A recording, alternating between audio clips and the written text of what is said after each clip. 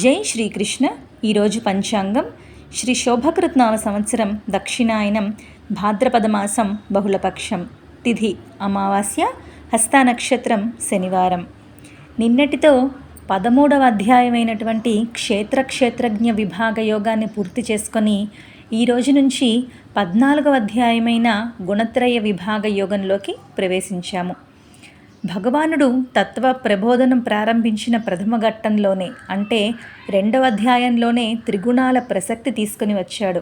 అక్కడ త్రైగుణ్య విషయా వేదాహ నిస్త్రైగుణ్యో భవార్జున. ఈ సంసారం అంతా త్రిగుణమయంగా ఉంది. కర్మ ప్రతిపాదకమైన వేదమంతా దీని గురించే చర్చిస్తోంది. నువ్వు మాత్రం త్రిగుణాలని దాటి నిష్కాముడవి అయిపో అని చెప్పి అక్కడ తెలియజేశారు. కానీ త్రిగుణాలకి సంసారానికి ఉన్న సంబంధాన్ని వివరించలేదు. 3వ అధ్యాయం వచ్చేసరికి గుణేషు వర్తంతే ఇతిమత్వాన సజ్జతే. ఇంద్రియ రూపంగా పరిణామం చెందిన గుణాలు విషయ రూపంగా పరిణామం చెందిన త్రిగుణాలతో వ్యవహారాలు చేసుకుంటున్నాయి. తత్వవేత్త వీటితో సంఘాన్ని పొందడు, వీటికి సాక్షిగా ఉండిపోతాడు అని అక్కడ వివరణ కూడా ఇచ్చారు. అక్కడ నుండి 13వ అధ్యాయం వరకు స్వామివారు ఉపదేశం చేస్తూనే వచ్చారు. క్షేత్రజ్ఞ సంయోగాత్, అంటే క్షేత్రజ్ఞుల సంయోగం వల్లనే జీవులందరూ జన్మిస్తున్నారు అనే చోట సంయోగం అంటే ఏమిటో విస్తారంగా చెప్పలేదు. అలాగే క్షేత్రజ్ఞుల సంయోగంతో జీవోత్పత్తి జరుగుతోందంటే వీరిద్దరు స్వతంత్రంగానే ఈ ఉత్పత్తి చేస్తున్నారా, లేక వీరి మధ్య పరమాత్మ యొక్క ఆధిపత్యం ఉందా అనే విషయాన్ని అక్కడ ప్రస్తావించలేదు. అంతేకాక 13వ అధ్యాయం 21వ శ్లోకంలో జీవులు ఉత్తమాధమ జన్మలు ఎత్తడానికి 2 కారణాలను చూపించాడు. పురుషుడి యొక్క ప్రకృతిత్వము, పురుషుడి యొక్క గుణసంగము అని. ప్రకృతిస్తత్వం అన్నా గుణస్తత్వం అన్నా పెద్ద భేదం లేదు. అయితే ఏ గుణంలో ఉండి ఏ గుణంతో సంగం పొందితే ఏ రకమైన ఉత్పత్తి జరుగుతుంది, ఏ గుణాలు ఎవరిని ఏ విధంగా బంధిస్తాయి, ఆ బంధాలలో నుంచి బయటపడటం ఎలా, అలా బయటపడిన ముక్తుడి యొక్క లక్షణాలు ఏంటి అనే అంశాల యొక్క ప్రస్తావన పూర్వం సరిగా చేయలేదు. భగవానుడు చేసిన ప్రకృతి తత్వోపదేశం విన్న అర్జునుడు లోపల కొంత ఆలోచన చేసుకున్నాక ఇక ఈ ప్రశ్నలు వేయక మానడు. ఈ ప్రశ్నలన్నిటికీ జవాబు చెప్పాలి అంటే భగవానుడు ప్రకృతిలో అంతర్భూతంగా ఉన్నానని తాను పూర్వం ప్రస్తావన చేసిన త్రిగుణాల గురించి వివరించక తప్పదు. ఈ విషయాన్ని గుర్తించిన స్వామివారు అర్జునుడు అడగక ముందే అధ్యాయ విభాగం చేస్తూ ఈ చతుర్దశాధ్యాయాన్ని గుణత్రయాధ్యాయంగా ఉపదేశించడానికి పూనుకొన్నాడు. అందుకే మొదటి శ్లోకంలో, ఓ అర్జున, నేను నీకు ఇప్పుడు జ్ఞానాలన్నింటిలోకి సర్వోత్తమమైన జ్ఞానాన్ని ఉపదేశించబోతున్నాను. ఇది పరమాత్మను బోధించే జ్ఞానం. మననశీలులైన పూర్వపు మునులంతా దీనివల్లే శరీర బంధాలను దాటి సర్వోత్తమమైన మోక్షాన్ని అందుకొన్నారు. ఇది పూర్వం చెప్పిన విషయమే అయినా మళ్ళీ వివరంగా చెప్పబోతున్నాను అని మొదటి శ్లోకం యొక్క తాత్పర్యం. ఇంకా వక్ష్యామి అని చెప్పక ప్రవక్ష్యామి అంటే లెస్సగా వచించుచున్నాను అని చెప్పటం వల్ల ఈ అధ్యాయంలో తెలుపబడిన విషయాలు భగవంతుని దృష్టిలో ఎంత ముఖ్యమైనవో మనం ఆలోచించుకోవచ్చు. జ్ఞానానాం జ్ఞానముత్తమం, జ్ఞానాలన్నింటిలోకి ఉత్తమ జ్ఞానము. అంటే ప్రపంచంలో అనేక జ్ఞానాలున్నాయి. భౌతిక జ్ఞానం, సంగీత జ్ఞానం, శిల్ప జ్ఞానం, గణిత జ్ఞానం, ఇలాంటివన్నీ ఉన్నా కానీ వాటన్నిటిలోనూ భగవానుడి దృష్టిలో ఆధ్యాత్మిక జ్ఞానమే సర్వశ్రేష్టమైనదని ఈ వాక్యం ద్వారా మరియు పరం అనే పదం ద్వారా మనకి స్పష్టమవుతోంది. పరాం సిద్ధిం, మోక్షస్థితి అన్నిటికంటే గొప్పదని ఇక్కడ చెప్పబడింది. చిన్న చిన్న ప్రాపంచిక పదవులను గతులను గొప్పగా తలచి మురిసిపోయే వారికి ఎన్నో రెట్లు ఆనందకరమైనట్టి ఈ పరమాత్మ పదాన్ని జ్ఞాన సముపార్జన ద్వారా పొంది ధన్యులు కావాలి అని ఇక్కడ చెబుతూ ఉన్నారు. అదే మొదటి శ్లోకం యొక్క అర్థం. 2వ శ్లోకంలో మమసా ధర్మ్యమాగతాహ, జ్ఞానం యొక్క అఖండ మహిమను తెలియజేస్తున్నారు. ఈ జ్ఞానాన్ని తెలుసుకున్న వారు సాక్షాత్ భగవంతునితో ఐక్యం పొంది భగవద్రూపులే అవుతున్నారు అని అంటున్నారు. ఈ జ్ఞానం వల్లనే జీవుడు శివుడు అవుతున్నాడు, భక్తుడు భగవంతుడు అవుతున్నాడు. సాధర్మ్యం అని చెప్పటం వల్ల జ్ఞాని భగవంతునితో సరిసమానమైన రూపము ధర్మములు కలిగి ఉండునని ఇక్కడ స్పష్టమవుతోంది. అట్టి స్థితి ఐక్యం వలనే సిద్ధించగలదు. ఎలా అంటే సమాన ధర్మాలు గల, అంటే సద్రూపం గల 2 వస్తువులు ఎక్కడా ఉండవు. ఒకే సద్వస్తువులో ఒకే సద్వస్తువు లోకంలో ఉండగలదు. కాబట్టే జీవుడు జ్ఞానోపార్జనచే పరమాత్మ యందు తప్పక లీనమవుతున్నారని దీనివల్ల మనకి అర్థమవుతుంది. ఏకమేవా ద్వితీయం, పరబ్రహ్మ ఒకటే ఒకటి, రెండవది లేదు అనేది ఉపనిషత్ సిద్ధాంతం. భగవానుడు కూడా వెనకటి అధ్యాయంలో ఈ సిద్ధాంతాన్ని అనుసరించే ప్రకృతి పురుష తత్వబోధ చేశారు. అందువల్ల సాధర్మ్యం అనే చోట సమాన జాతి అనే అర్థం చెప్పటం ఉపనిషత్తులకు కానీ గీతాశాస్త్రానికి కానీ సమ్మతం కాదు. కాబట్టి ఇక్కడ సాధర్మ్యం అనే పదానికి అభిన్న రూపం అనే అర్థం మాత్రమే చెప్పాలి. అయితే అట్టి భగవత్ సాయుజ్యాన్ని సాధర్మ్యాన్ని పొందటం వల్ల కలిగే ఫలితం ఏంటి అంటే జనన మరణ రహితమైన పునరావృత్తి లేకపోవటమే. అంటే వారు సృష్టికాలంలో జన్మించటం కానీ ప్రళయకాలంలో నశించుట కానీ బాధపడటం కానీ లేనివారై పునరపి జననం పునరపి మరణం అను దానిని తప్పించుకొనిన వారే ఈ సంసార పరిభ్రమం నుండి విడిపడి పరమానందమైనటువంటి ఆనందాన్ని అనుభవిస్తూ ఉంటారు. అంటే ఆనంద రూపులే అవుతారు. కాబట్టి సంసార బాధల నుండి తప్పించుకోవాలని అంటే ఈ ఆత్మజ్ఞానం ఒక్కటే జనులకు శరణ్యమని ఇక్కడ మనకు అర్థమవుతోంది. ఇప్పుడు చెప్పబోయే జ్ఞానం వల్ల ఇంతటి సర్వోత్తమ ఫలితం రాబోతోంది. కాబట్టే దీనిని జాగ్రత్తగా వినమని ఈ 2 శ్లోకాలలో ఉన్న ముఖ్యమైన ఉద్దేశ్యం. ఇంకా ఏం చెప్పారో రేపటి శ్లోకంలో తెలుసుకుందాం. ఈరోజు పంచాంగం శ్రీ శోభకృత్నామ సంవత్సరం దక్షిణాయనం ఆశ్వయుజ మాసం శుక్లపక్షం తిథి పాడ్యమి, చిత్తా నక్షత్రం ఆదివారం. క్షేత్రజ్ఞ సంయోగాత్ తద్విద్ధి భరతర్షభ. ఈ జగత్ సృష్టి అంతా క్షేత్రజ్ఞుల సంయోగం వల్ల జరుగుతోంది అని వెనుకటి అధ్యాయంలో స్వామి చెప్పారు. ఇక్కడ సంయోగం అంటే ఏంటో, అది ఎలా జరుగుతుందో చెప్పవలసి ఉంది. వీరిద్దరికీ సంయోగం కలిగించేది ఎవరనే విషయం కూడా చెప్పవలసి ఉంది. ఈ విషయాలను సులభీకరించేందుకే భగవానుడు ప్రకృతి పురుషులను ప్రపంచ మాతాపితరులుగా స్వీకరించి ఆ ఉపమానం ద్వారా సంయోగ శబ్దార్థాన్ని ఈ 2 శ్లోకాలలో వివరించబోతున్నాడు. ఈశ్వరుడైన నా యొక్క అపరా ప్రకృతే దృశ్య పదార్థాలన్నిటిలోకి కూడా గొప్పది. కాబట్టి దానిని వృద్ధిపరిచేది కనుక దానిని మహత్ బ్రహ్మ అంటారు.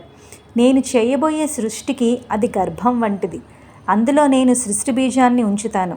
దానివల్ల హిరణ్యగర్భుడనే ప్రథమ జీవుడు ఉద్భవిస్తాడు. అతని ద్వారా సమస్త జీవుల సమస్త పదార్థాల సృష్టి జరుగుతుంది అని మొదటి శ్లోకంలో చెప్తూ ఉన్నారు. క్షేత్రజ్ఞుడైన జీవుడు అజ్ఞానావృతుడు, క్షేత్రం జడం. వీరిద్దరూ కూడా స్వతంత్రంగా పనులు చేయజాలరు. అలాంటప్పుడు వీరిద్దరికీ సంయోగం కలిగించేది ఎవరనే విషయం కూడా చెప్పాలి. క్షేత్రజ్ఞులన్నా ప్రకృతి పురుషులన్నా వెనకటి అధ్యాయాల్లో చెప్పి ఉన్నారు.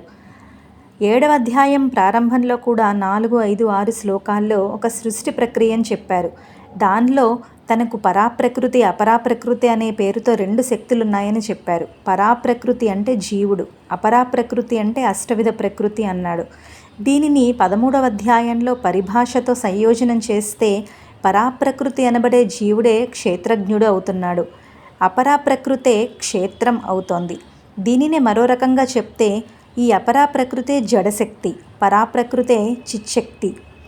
ఈ అపర ప్రకృతులు 2 ఈశ్వరుడి యొక్క శక్తులే. కాబట్టి 2 కూడా స్వతంత్రాలు కావని, అవి ఈశ్వరాధీనాలేనని మనకి అర్థమవుతుంది. ఎందుకంటే ఏ శక్తి అయినా కూడా శక్తి గలవాడి మీద ఆధారపడి వ్యక్తమవుతుంది. అంటే గాయకుడి గానశక్తి మీద ఆధారపడి, ఆ గానశక్తి గాయకుడి మీద ఆధారపడి వ్యక్తమవుతుంది కదా, అలాగా. దీనివల్ల ఈశ్వరుడే క్షేత్రజ్ఞుడు, మరోపక్క క్షేత్రజ్ఞుడు ఈశ్వరాధీనుడు అని అవుతుంది.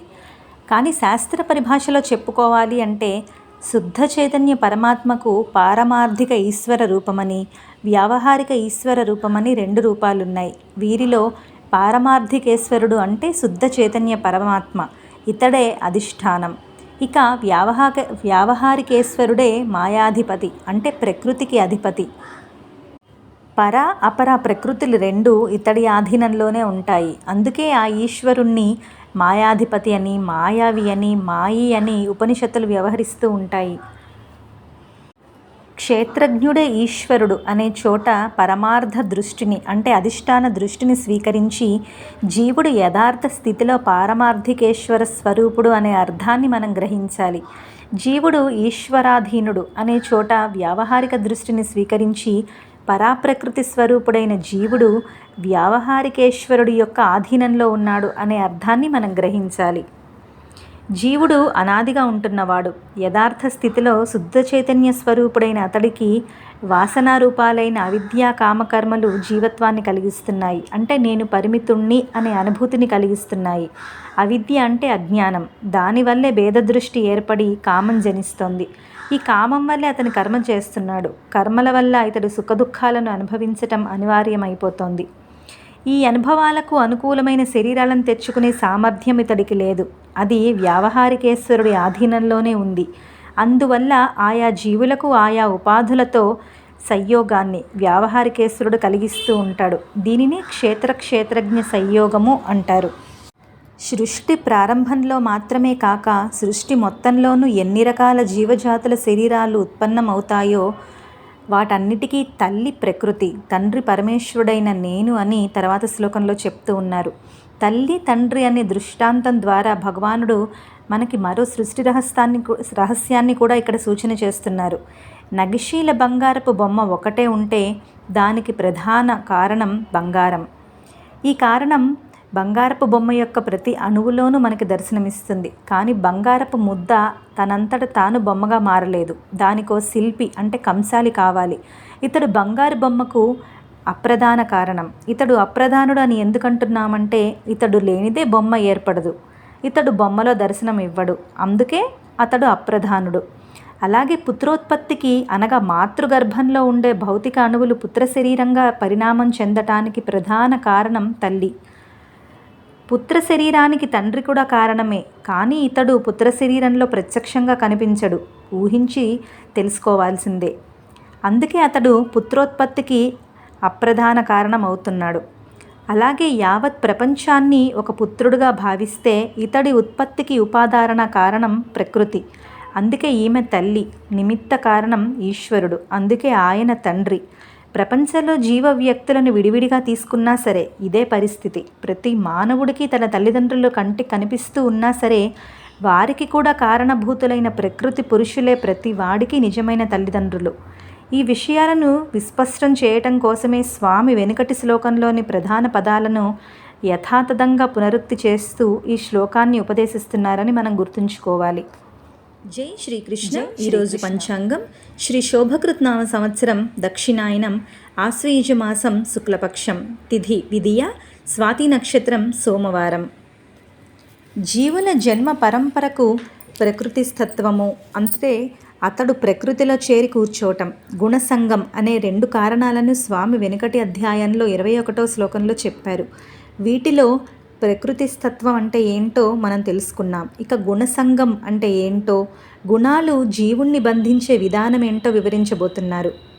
మాయారూపిణి అయిన ప్రకృతిలో సత్వము, రజస్సు, తమస్సు అనే 3 గుణాలున్నాయి. దేహంలో ఉండే దేహధారి నిజానికి వికారరహితుడే అయినప్పటికీ ఈ మాయామయాలైన ఈ గుణాలు ఆ జీవుణ్ణి బంధించినట్లుగా ఉంటున్నాయి. ఇది మొదటి శ్లోకం యొక్క వివరణ. ఇక్కడ నిబద్ధనంతి అంటే బంధిస్తున్నాయని మనకి స్పష్టంగా తెలుస్తుంది. అంటే బంధిస్తున్నట్లుగా ఉన్నాయి అని మనం అర్థం చేసుకోవాలి. అంటే త్రిగుణాలకు బంధించే శక్తి కానీ జీవుడికి బంధింపబడే లక్షణం కానీ ఉంటే ఇక మార్చవలసిన అవసరం ఏముంటుంది అంటే ఆ 2 లేవు కాబట్టే భగవానుని ఆశ్రయించి గుర్తించి అలా అర్థం చెప్పవలసి వచ్చింది. బంధం అనేది ఒక వికారం. గుణాలు అంటే తాళ్ళు కదా, బంధించే తాళ్ల వంటివి కాబట్టే సత్వరజ తమస్సులకు త్రిగుణాలు అన్నారు కదా. మరి అలాంటి త్రిగుణాలకు బంధించే సామర్థ్యం లేకపోవటం ఏంటి అంటే బంధనం అంటే సర్వవ్యాపకంగా ఉన్నవాడికి ఒక దేహానికి పరిమితం చేయటం కదా. కానీ ఈ దేహధారి అయిన జీవుడు యథార్థ స్థితిలో వికారరహితుడు, అవ్యయమని మన మూల శ్లోకం స్వయంగా చెప్తోంది. ఏ వికారము లేనివాడికి బంధనం అనే వికారాన్ని మనం అంటగట్టగలమా? అదీ కాక గుణం అనే పదానికి భాషాపరంగా తాడు అనే అర్థం ఉన్న మాట నిజమే. కానీ త్రిగుణాలను గురించి వివరించే సందర్భాల్లో అవి తాళ్ల వంటివని కొందరు చెప్పే మాట నిజమే. కానీ ప్రకృతిలో 3 తాళ్ళు ఉన్నాయి, కానీ తాళ్ల వలె బంధించే శక్తులు ఉన్నాయి అని కానీ చెప్పగలమా? ఈ బంధన శక్తులు మాయామయాలు కదా అంటే అది అసత్య పదార్థాలు కదా, వీటికి సత్యంగా బంధించే సామర్థ్యం ఉండగలదా అంటే గుణం అనే శబ్దానికి తాడు అని చెప్పటం వల్ల ఈ ప్రశ్నలన్నీ వేస్తున్నాం. ప్రకృతిలో 3 విభాగాలున్నాయి. వాటి పేర్లు సత్వగుణము, రజోగుణము, తమోగుణము. పురుషుడు ప్రకృతితో అధ్యాసిక సంయోగాన్ని పొందాడు కనుక అతడికి త్రిగుణాలతో అధ్యాసికమైనటువంటి సంగమే ఏర్పడుతుంది. అందువల్ల అతడికి ఈ త్రిగుణాల వల్ల అధ్యాసికమైన బంధమే ఏర్పడుతుంది. ఇక్కడ అధ్యాసికము అంటే వ్యవహార దశలో సత్యంలాగా కనిపించేది, యథార్థ స్థితిలో సత్యం కానిది అని అర్థం. అందువల్ల త్రిగుణ సంయోగం వల్ల ఏర్పడిన బంధం సంసార దశలో ఉన్న జీవుడికి సుఖదుఖ రూపమైన బంధాలను కలిగిస్తుంది. ఈ బంధాలను తొలగించుకోవాలి అంటే జీవుడు తనకు ఏ రకమైన భ్రాంతి ఎలా వచ్చిందో గుర్తించాలి. ఆ గుర్తింపును కలిగించేందుకోసమే స్వామి మూల ప్రకృతిని 3గా విభజించి ఆ విభాగాల వల్ల ఉత్పన్నమయ్యే అనుభవాల ద్వారా వాటిని గుర్తించేందుకు వీలుగా త్రిగుణ లక్షణాలను విస్తారంగా వివరించదలుచుకున్నాడు. రాబోయే శ్లోకాలలో ఈ త్రిగుణాల లక్షణాలను, అవి బంధించే తీరులను విస్తారంగా వివరించబోతున్నారు. ఆ సందర్భాలలో బంధించుట అనే పదాన్ని మళ్ళీ స్వామి ఉపయోగిస్తున్నారు. అక్కడ కూడా బంధించుట అంటే వ్యావహారిక దశలో బంధించుట అనే అర్థాన్ని మాత్రమే మనం స్వీకరించాలి. ఇక త్రిగుణాలలో మొదటిదైన సత్వగుణం యొక్క లక్షణాలను తర్వాత శ్లోకంలో చెప్పబోతున్నారు. నిర్మలత్వాత్, మలము అంటే మాలిన్యం. లోక వ్యవహారంలో దీనికి వేరే పదార్థం వచ్చి చేరటం అనే అర్థంలో ఉపయోగిస్తూ ఉంటాం. ఉదాహరణకు స్వచ్ఛమైన ఇనుము తయారు చేయదలుచుకున్న వాడికి అందులో బంగారపు రేణువులు కనిపిస్తే అవి మాలిన్యమే అవుతాయి. కానీ ఈ శ్లోకంలో స్వామి ఆ పదాన్ని ఆ అర్థంలో వాడటం లేదు, కప్పివేయుట అనే అర్థంలోనే వాడుతున్నారు. మనస్సును మరుపు వంటివి కప్పేస్తే తెలిసిన విషయం కూడా తెలియనట్లే అయిపోతుంది. ఇలా జ్ఞానాన్ని ఆవరించే లక్షణం సత్వగుణంలో లేదు కనుక ఇది నిర్మలము అని స్వామి అంటున్నారు. అలాగే మనస్సు కల్లోలంగా ఉంటే అనుభవించే సుఖం కూడా అనుభవంలోకి రాదు. ఎందుకంటే కల్లోలం సుఖాన్ని కప్పేస్తుంది. ఇది కూడా ఒక రకమైన ఆవరణమే, అంటే కప్పివేయటమే. ఇది కూడా సత్వగుణంలో లేదు. అందువల్ల కూడా సత్వగుణం నిర్మలమవుతోంది. అయితే సత్వగుణంలో ఏముంది అంటే దానిలో ఏ రంగు లేదు, స్వచ్ఛమైన స్ఫటిక శిలలాగా ఉంటుంది. దాని పక్కకి ఏ రంగు వేస్తే దాన్ని అభివ్యక్తం చేస్తుంది, అంతే. ఇక ప్రకాశకం, మాలిన్యాలు లేని స్ఫటిక శిల వంటిది కావటం వల్ల సత్వగుణం సుఖాన్ని, జ్ఞానాన్ని కూడా బాగా అభివ్యక్తం చేయగలుగుతుంది. అందుకే స్వామి ఇక్కడ దీనిని ప్రకాశం అని అన్నారు. సుఖ సంగేన, సత్వగుణం జ్ఞాన సుఖాలను అభివ్యక్తం చేసి ఊరుకోదు. అనుభవించబడే సుఖంతో అనుభవించేవాడికి అది నేను అనే అనుభూతిని తెచ్చిపెడుతుంది. అంటే ఉదాహరణకి ఒకడు తోటలో కూర్చొని ఉండగా గాలి తెర వచ్చి చక్కటి పూలవాసన అనుభవంలోకి వచ్చింది.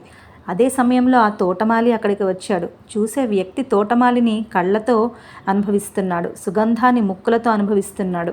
కానీ తోటమాలి విషయంలో తోటమాలి వచ్చాడు అని అంటున్నాడు, సుగంధం విషయంలో నేను హాయిగా ఉన్నాను అంటున్నాడు. ఆ వ్యక్తి నిజంగా తెలివైన వాడైతే తోటమాలి వచ్చాడు, సుగంధం వచ్చింది అనాలి. కానీ అతడు అలా అంటం లేదు. సుగంధం విషయంలో మాత్రం నేను హాయిగా ఉన్నాను, నేను సుఖవంతుణ్ణి అంటున్నారు. ఇలా తోటమాలి విషయంలో ఒక న్యాయాన్ని, సుగంధం విషయంలో మరొక న్యాయాన్ని అవలంబించేటట్లు చేసేది ఆ వ్యక్తిని ఆవరించి ఉన్న కేవలం అవిద్యే, అంటే అజ్ఞానమే. అతడిలో గల ఆ అవిద్య అతడిలో సుగంధం మీద కోరిక రూపంగా పరిణమించింది. ఇచ్ఛాద్వేష సుఖదుఖాలన్నీ క్షేత్ర లక్షణాలే, క్షేత్రజ్ఞుడి లక్షణాలు కావు అని మనం వెనకటి అధ్యాయంలో తెలుసుకున్నాం. అందువల్ల కోరిక, సుఖము అనే రెండూ కూడా క్షేత్ర లక్షణాలు కాబట్టి క్షేత్రజ్ఞుడు యథార్థ స్థితిలో, అంటే ఉపద్రష్టాను మమతాచ, సాక్షి మాత్రుడని భగవానుడు చెప్పిన్నాడు. కాబట్టి తోటలోని వ్యక్తిని నేను సుఖవంతుణ్ణి, నేను హాయిగా ఉన్నాను అనే అనుభూతి కలిగి ఉండకూడదు. కానీ కలుగుతోంది కదా. అలా ఎందుకు కలుగుతోందంటే అవిద్యా సంపర్కం వల్లే జరుగుతోంది. ప్రస్తుత సందర్భంలో ఈ అవిద్యా సంపర్కం సత్వగుణం ద్వారా జరుగుతోంది కాబట్టే దీనిని స్వామి సుఖ సంగం అని పిలుస్తున్నారు. ఇంకా జ్ఞాన సంగం, జ్ఞానం అనగానే ఆత్మజ్ఞానం ఇక్కడ అని అనుకోకూడదు. ఎందుకంటే అది ప్రకృతికి, అంటే త్రిగుణాలకు అతీతమైంది కదా. మరి ఇక్కడ జ్ఞానం అంటే ఆయా విషయాలకు సంబంధించిన జ్ఞానం అని మనం అర్థం చేసుకోవాలి. అంటే మనోగ్రాహ్యమైన జ్ఞానమే అని భావం. అందుకే ఇది జీవుణ్ణి బంధించగలుగుతోంది. సుఖ సంఘం, జ్ఞాన సంఘం అనే చోట్ల గల సంఘం అవిద్య వల్ల జనిస్తోంది కాబట్టి దీనికి ఫలితమైన బంధనం కూడా అవిద్యామయమే అవుతుంది. అందుకే ఈ బంధనం పరమార్థ సత్యం కాదు, వ్యవహార దశలో మాత్రమే ఇది సత్యం. అందుకే బద్ధనాతి అనే పదానికి బంధిస్తున్నట్లుగా ఉంది అని మనం అర్థం చెప్పుకున్నాం. ఇక సాధనాపరంగా చూసుకుంటే ఆధ్యాత్మిక సాధనలను ప్రేరేపించేది సత్వగుణమే. ఎందుకంటే అది వివిధ జ్ఞానాసక్తులతో పాటు వేదాంత శాస్త్ర జ్ఞానాసక్తిని కూడా కలిగిస్తుంది. అది ఉపద్రవరహితం గనుక ప్రశాంతంగా ధ్యానాదులు చేసుకునే అవకాశం కూడా కలిగిస్తుంది.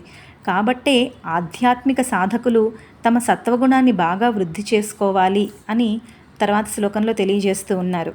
ఇంకా ఏం చెప్పారో రేపటి శ్లోకంలో తెలుసుకుందాం. ఈరోజు పంచాంగం శ్రీ శోభకృత్నామ సంవత్సరం దక్షిణాయనం ఆశ్వీజమాసం శుక్లపక్షం తిథి తదియ విశాఖ నక్షత్రం మంగళవారం.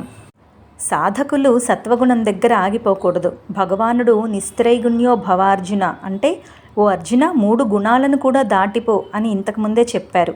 అలా దాటిపోకపోతే రకరకాల వేదాంత గ్రంథ పఠనాలలో చిత్ర విచిత్రమైన యోగ సాధనలలో కూరుకుపోయి ఆ సాధకులు యథార్థమైన ఆత్మజ్ఞానాన్ని అందుకోలేరు. అందువల్ల సత్వగుణం కూడా బంధనకరమేనని స్వామి ఇక్కడ ప్రదర్శించారు. ఇక రజోగుణాల లక్షణాలను ఈ రోజున వివరిస్తూ ఉన్నారు. రజోగుణం ఆయా పదార్థాలకు ఇవి మంచివి, ఇవి చెడ్డవి వంటి రంగులు అద్దుతూ ఉంటుంది. ఇది దొరకని దాని మీద అత్యాశను కలిగిస్తుంది, దొరికిన దాని మీద అతి వ్యామోహాన్ని జీవికి కలిగిస్తుంది. ఈ రకమైన కోరికల ద్వారా అది జీవుణ్ణి రకరకాల కర్మలలో తగులుకునేటట్లుగా చేస్తుంది. దాని ద్వారానే అది అతన్ని బంధిస్తుంది. ఇక్కడ బంధించటం అనే క్రియను గురించిన వివరణ నిన్నటి శ్లోకంలో తెలుసుకున్నాం. సత్వగుణం విషయంలో బద్ధనాతి అన్న భగవానుడు రజోగుణ విషయంలో నిబద్ధనాతి అంటే తీవ్రంగా బంధిస్తుంది అంటున్నాడని మనం అర్థం చేసుకోవాలి. రాగాత్మకం అన్నారు అంటే సత్వగుణం స్ఫటిక శిల వంటిదైతే రజోగుణం ఒక చాక్పీస్ వంటిదిట, గోడకు వేసే రంగు వంటిది. ఇవి లోకంలోని పదార్థాలకు పనికి వచ్చేవి, పనికిరానివి, కావలసినవి, అక్కర్లేనివి, గిట్టనివి, మంచివి, చెడ్డవి అంటూ అనేక రకరకాల రంగులు పులుముతూ ఉంటుంది. దీనికోసం ఒక ఉదాహరణ చెప్తారు. ఓ కోటీశ్వరుడికి కుటుంబం కొంచెం ఆర్థికంగా చితికింది. వాళ్ళ మునిమనవడు ఒక కంపెనీలో ఉద్యోగం చేసుకుంటూ ఉన్నాడు. అతను ఒక రోజున కాలక్షేపం కోసం ఒక మిత్రుడి ఇంటికి వెళ్ళాడు. ఈ మిత్రుడు పూర్వీకులు ఈ కోటీశ్వరుడి దగ్గర ఇదివరకు గుమాస్తాలుగా పనిచేసేవాళ్ళు. ప్రస్తుతం 2 కుటుంబాలు ఇంచుమించు సమాన స్థాయిలోనే ఉన్నాయి. అందుకే కోటీశ్వరుడి మనమడు ఈ ఇంటికి స్నేహం కోసం వచ్చాడు. మిత్రులిద్దరూ మాట్లాడుకుంటూ ఉండగా ఇల్లుగల మిత్రుడు టేబుల్ మీద ఉన్న ఒక పేపర్ వెయిట్ని గిరగిరా తిప్పుకుంటూ మాట్లాడుతున్నాడు. దాన్ని చూసిన కోటీశ్వరుడి మనస్సులో ఆ మనవడికి లోపల గుండె మండిపోయింది. ఎందుకంటే అది రత్నాలతో చేసిన పేపర్ వెయిట్, కానీ అది తన ముత్తాతగారి దగ్గర నుంచి ఈ ఇంటికి చేరింది. ఈ విషయం తనకు దాని ఆకారాన్ని బట్టి అర్థమవుతోంది. దాంతో ఆటలాడుకుంటున్న మిత్రుడికి అది పేపర్ వెయిట్ మాత్రమే, చూసే మిత్రుడికి మాత్రం అది తన సొమ్ము, అన్యాయంగా ఇక్కడికి చేరింది. కానీ ఆ మాట బయటికి అనలేడు, నిరూపించనూ లేడు. అందుకే అతని గుండె మండిపోతోంది. ఇక్కడ మనకు కావాల్సిన అంశం ఏంటి అంటే ఇదే పేపర్ వెయిట్ ఒక మిత్రుడికి వినోదాన్ని కలిగిస్తుంది, ఒక మిత్రుడికి గుండె మంటను కలిగిస్తుంది. ఇక్కడున్న సత్యం ఏంటంటే వినోదాన్ని కానీ మంటను కానీ కలిగించే ఆ రాయి కాదు, దానికి మొదటి మిత్రుడు అందమైంది అనే రంగును వేశాడు. రెండవ వాడు ఇది మాది, ఇది దొంగిలింపబడింది అనే రంగు వేశాడు. ఆ రంగులే వీళ్లకు విభిన్నమైన అనుభూతులను కలిగిస్తున్నాయి. ఆ రంగులను వీరు ఏ కుంచుతో వేశారు అంటే ఇద్దరిలోనూ రజోగుణం అనే కుంచే ఉంది. పేరు ఒకటైనా ఎవరి కుంచె వారిదే. అందుకే భగవానుడు రజో రాగాత్మకం, రజోగుణం రంగులు వేస్తుంది అంటున్నాడు. ఈ కథను బట్టి మనకి ఇంకొక విషయం కూడా తెలుస్తోంది. లోకసామాన్యంగా ఏ వ్యక్తి కూడా తన ఎదురుకుండా ఉన్న వస్తువు యొక్క యథార్థ రూపాన్ని చూడటం లేదు. దానికి తనలో ఉన్న రజోగుణం వేసిన రంగులతో కలిపే చూస్తున్నాడు. అందుకే ఏ ఇద్దరు వ్యక్తులు కూడా ఒకే పదార్థాన్ని ఒకే రీతిగా చూడటం లేదు. అలా చూస్తున్నామనుకొని వ్యవహారాలు చేసుకుంటూ పోతున్నారు. ఇది రజోగుణం కల్పించే భ్రాంతులకు ఒక ఉదాహరణ. ఆ భ్రాంతే బంధనకరం. ఇక తర్వాత శ్లోకంలో తమోగుణ లక్షణాలను వివరిస్తున్నారు. 3వదైన తమోగుణం జీవుడి యొక్క అజ్ఞానంలో జన్మించి అతడిలో గల వివేకాన్ని కప్పేస్తుంది. అందుకే అది ఆ జీవికి పొరపాటుతనాన్ని, సోమరితనాన్ని, నిద్రను అంటగట్టి దాని ద్వారా తీవ్రంగా బంధిస్తుంది. అజ్ఞానజం మోహనం అని అన్నారు. ఉపనిషత్ సిద్ధాంతం ప్రకారం అజ్ఞానంలో 2 విభాగాలున్నాయి. ఒకటి ఆవరణ శక్తి, 2 విక్షేప శక్తి. వీటిని ఒక ఉదాహరణ ద్వారా మనం తెలుసుకోవటం చాలా తేలికమవుతుంది. కనుచీకట్లో త్రాడు ముక్కు బాగా చీకటిగా ఉందనుకోండి, ఆ చీకట్లో ఒక తాడు ముక్క పడి ఉన్నప్పుడు అటువైపు వచ్చిన వ్యక్తికి అక్కడ ఏదో వస్తువు పడినట్లుగా తెలుస్తుంది, కానీ అది తాడు అనే వివరం తెలియదు. ఇలా వివరాన్ని తెలియకుండా చేసే శక్తి పేరే ఆవరణ శక్తి. తమోగుణం దీనిలో నుంచే జనిస్తుంది. అందుకే భగవానుడు ఇక్కడ మోహనం అంటే వివేకం లేకుండా చేసేది, లేక వివరాలు తెలియకుండా చేసేది అని పిలుస్తున్నాడు. ఆవరణ శక్తితో ఆగిపోతే ఆ వ్యక్తి అక్కడేదో పడి ఉంది, అదేంటో నాకు సరిగా తెలియటం లేదు అనాలి. కానీ ఆ వ్యక్తి అలా అంటం లేదు, అక్కడ పాము ఉంది అంటున్నాడు. ఇలా లేనిపోని వస్తువుని తెచ్చిపెట్టి చూపించే శక్తినే విక్షేప శక్తి అంటారు. తమోగుణం యొక్క ఉత్పత్తిలో దీనికి ప్రధాన పాత్ర లేదు. ఇక్కడ ప్రమాదాలస్య నిద్రాభిహి అన్నారు. అంటే అజ్ఞానం యొక్క ఆవరణ శక్తిలో నుంచి జనిస్తోంది కనుకనే తమోగుణం పదార్థాల యొక్క యథార్థ స్థితిని తెలుసుకొనియదు. వస్తువు యొక్క యథార్థ స్థితిని తెలుసుకోకపోవటాన్ని మనం పొరపాటు పడటం, అజాగ్రత్త పడుట, వివేకం లేకపోవటం, ఒకదానిని చూసి మరొకటి అనుకోవటం అన్నీ వేరే పదాలతో పిలుస్తూ ఉంటాం. వీటన్నింటినీ కలిపి భగవానుడు ప్రమాదము అని అంటున్నాడు. తమో గుణానికి ఆవరించే లక్ష్యం ఉంటుంది కాబట్టి అది ఆ వ్యక్తి యొక్క ఉదాత్త లక్ష్యాలను కూడా ఆవరించేస్తూ ఉంటుంది, అంటే మర్చిపోయేటట్లు చేస్తుంది. అందుకే అతడు చేయవలసిన పనులు కూడా చేయకుండా క్రియారహితుడే పడి ఉంటాడు. దీన్నే మనం సోమరితనం, స్తబ్దత్వం, బద్ధకం, అకర్మణత్వం, జడత్వం మొదలైన పదాలతో పిలుస్తూ ఉంటాం. వీటన్నింటినీ కలిపి స్వామి అలసత్వం లేక ఆలస్యము అంటున్నారు. మొత్తం మీద సాధకుడు సర్వాత్మన పరిహరించవలసింది తమోగుణం. ఎందుకంటే వివేకాన్ని పూర్తిగా కప్పివేసేది ఇదే. వివేకాన్ని అరకొరగా కప్పేది రజోగుణం. వివేకాన్ని కప్పివేయకుండానే కొన్ని వ్యామోహాలను నిలబెట్టి ఉంచేది సత్వగుణం. త్రిగుణాల గురించి రామకృష్ణ పరమహంస గారు చెప్పిన ఉదాహరణ ఈ సందర్భంలో తప్పకుండా స్మరించుకోవాలట. పెద్ద దీపం మీద బోర్లించిన మసికుండ వంటిది తమోగుణం. అదే దీపం మీద బోర్లించిన చిల్లుల బుట్ట వంటిది రజోగుణం. అదే దీపం మీద బోర్లించిన మందమైన గాజు కుండే సత్వగుణం. వీటిలో గాజు కుండ ఆవరణలాగా కనిపించదు, కానీ అది ఆవరణే. యథార్థమైన దీపాన్ని దర్శించాలి అంటే దాన్ని కూడా తొలగించుకోవాల్సిందే. మొత్తానికి 3 వదిలించుకోవాల్సినవే. అలా వదిలించుకునే ఉపాయాలను సూచించేందుకే స్వామి ఈ రకమైనటువంటి గుణ విశ్లేషణను చేస్తూ ఉన్నాడు. శ్రీకృష్ణ జై. ఈరోజు పంచాంగం శ్రీ శోభకృత్ నామ సంవత్సరం దక్షిణాయనం ఆశ్వయుజ మాసం శుక్లపక్షం, తిథి చవితి, అనురాధ నక్షత్రం బుధవారం. త్రిగుణ లక్షణాలను సూత్రప్రాయంగా బోధించిన భగవానుడు అవి పనిచేసే రీతులను క్రమక్రమంగా వివరించబోతున్నాడు. మనిషిలో ఉండే సత్వగుణం అతడు కష్టాలలో ఉన్నప్పుడు కూడా సుఖాలను అనుభవించేటట్లు చేస్తుంది. అతనిలోని రజోగుణం అతడు కష్టాలలో ఉన్నా సరే అతడి క్రియాశీలతను ఎగదోస్తూ ఉంటుంది.